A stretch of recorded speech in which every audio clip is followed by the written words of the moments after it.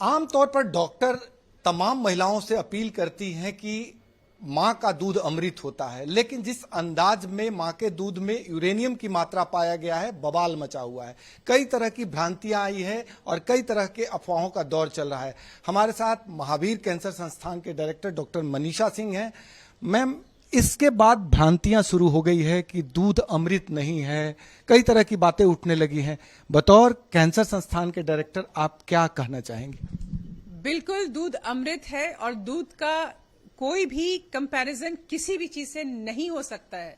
इसीलिए आज के डेट पे अगर आप दूध लेते, माँ का दूध बच्चों को मिलता है तो बहुत सारी बीमारियों से वो बच्चों को दूर रख सकता है। इनफैक्ट जो बच्चों का आईक्यू डेवलपमेंट होता है वो भी हम लोगों ने स्टडी किया है कि वो बच्चे काफी तेज, शार्प और फिट बच्चे होते हैं जो माँ का दूध कंज्यूम करते हैं। ये सब अभी रिसर्च वर्क है, बहुत सारे इन्फॉर्मेशन हम खुद कलेक्ट कर रहे हैं। आगे हम लोग का भी नहीं पता कि ये एक वैलिड स्टेटमेंट होगा भी कि नहीं, कि ये यूरेनियम का प्रेजेंट होना कोई नुकसानदायक है कि नहीं उस परमिसिबल डोज पे, क्योंकि मैक्सिमम परमिसिबल डोज माँ के दूध का आज तक हुआ ही नहीं है, कोई उसका एस्टैब्लिश्ड हुआ ही नहीं है। माँ के दूध पे कभी कोई काम हुआ ही नहीं है। इसीलिए अभी इट्स ट्रू प्रीमेच्योर कि कोई भी पैनिक के स्टेज में न जाएं, किसी भी तरह का अफवाह न फैलाएं, किसी भी तरह का कॉन्ट्राडिक्टरी स्टेटमेंट नहीं आना चाहिए। और जो माँ का दूध है, अमृत है, वो है। और जो भी बच्चे, एटलीस्ट हम लोग 6 महीने तक कहते हैं कि बच्चे दूध, माँ के दूध पे ही सर्वाइव करें, वो प्लीज आप करते रहें।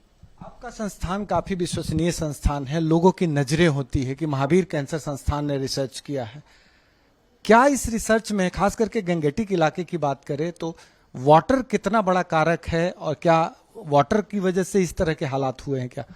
नहीं, हमारा तो रिसर्च विंग में बहुत बहुत काम हुआ है। और ये भी हम लोगों ने देखा है कि जो ये हैवी मेटल्स हैं वो गैंजेटिक बेल में इनकी मात्रा अधिक आई है। तो बहुत सारे रिपोर्ट्स पब्लिश हो चुके हैं। अब ये कि वाटर कॉन्टेमिनेटेड था इसीलिए माँ के मिल्क में भी आया, ये अभी इस पे काम हमारा अधूरा है। हम लोग कर रहे हैं, हम लोग वहां के पानी से भी कंपैरिजन कर रहे हैं कि क्या वैसी माँ जब वो गर्भवती थी तो क्या वो जो पानी कंज्यूम करती थी, क्या उसमें भी हैवी मेटल्स का मात्रा अधिक था।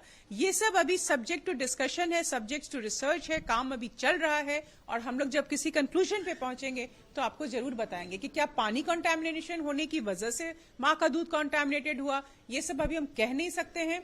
हाँ, ये कंटामिनेशन आया है, ये हम लोगों ने यूरेनियम पाया है, बस यही बताए हैं। बट इसका ये मतलब ही नहीं है कि हाँ, यूरेनियम होने से बच्चे को कोई नुकसान अभी एट प्रेजेंट होने वाला है या होगा, ये भी हम क्लियर नहीं कर सकते। डॉक्टर, उन गर्भवती महिलाओं को क्या सलाह देना चाहेंगी कि वो किन किन चीजों से बचे ताकि जो यूरेनियम का मात्रा पाया गया है उस पर कंट्रोल हो सके, विराम लग सके?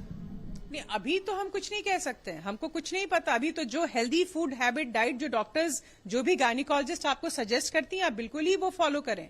लेकिन हमारे पास अगर कोई पुख्ता सबूत आता है कि हाँ, ये पानी लेने से ऐसा हुआ, इस खाने से ऐसा हुआ, ये फलना चीज उन लेडीज का हम लोग को देखेंगे। वही मैं कह रही हूँ ना कि बड़े पैमाने पे रिसर्च करना होगा। 40 महिला is a very small number.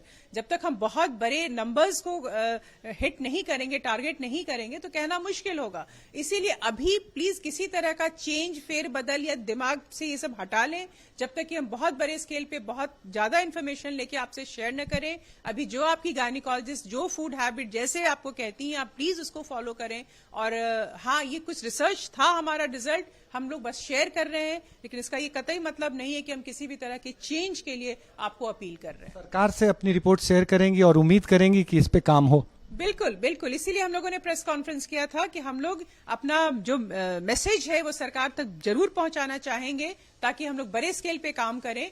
तब जाके जो इन्फॉर्मेशन आएगा वो शायद वैलिड और ज्यादा ऑथेंटिक होगा। माओं के लिए क्या अपील है, बीइंग ए डॉक्टर, आपका, कि इससे घबराने की जरूरत है या नहीं है, और है तो किस लेवल तक है?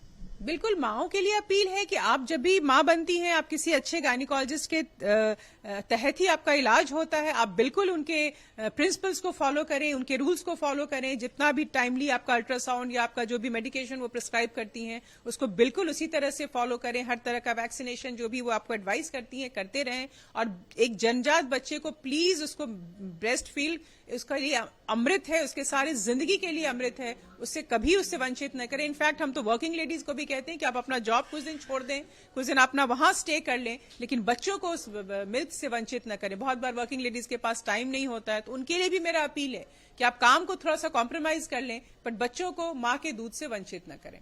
40 महिलाओं के रिसर्च के बाद ये रिपोर्ट आई है, बवाल मचा है। कई तरह की भ्रांतियां आ रही है, लेकिन डॉक्टर मनीषा सिंह ने साफ कर दिया है कि मां का दूध अमृत है।